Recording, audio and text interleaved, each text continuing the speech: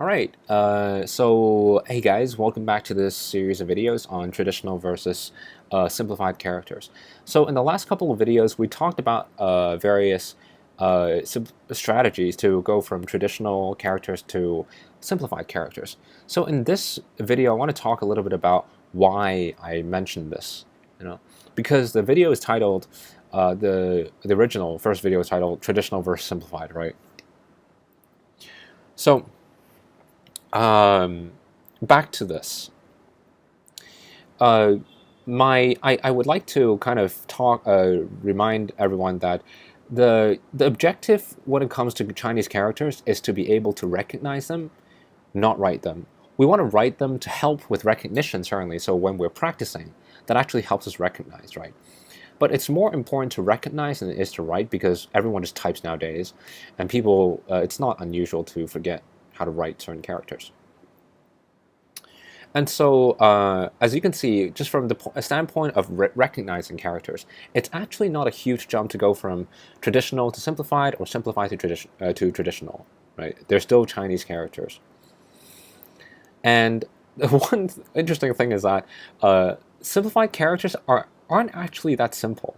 I mean, they might be simpler than traditional characters, but simplified does not equal to simple. And by that I mean that the learning curve for learning simplified characters and for learning traditional characters are roughly the same, as I've read over the internet from various Chinese, like foreigners who are learning Chinese. So how do you decide? Well, the deciding factor is actually quite trivial.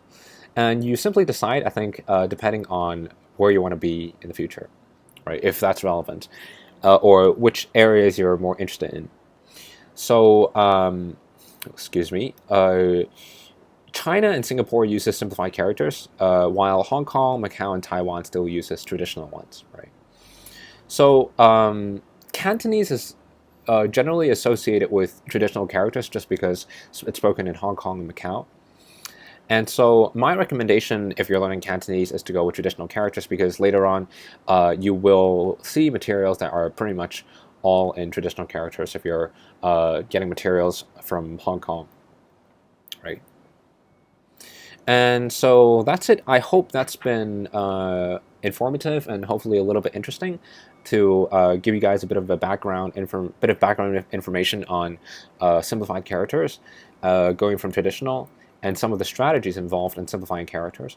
And as usual, if you have any questions and comments, please feel free to leave them below in this video. And if you found this video helpful or interesting, please give it a thumbs up, and don't forget to subscribe to the channel if you haven't already done so. All right, thank you so much, guys, for watching, and I'll see you guys in a different video. Cheers.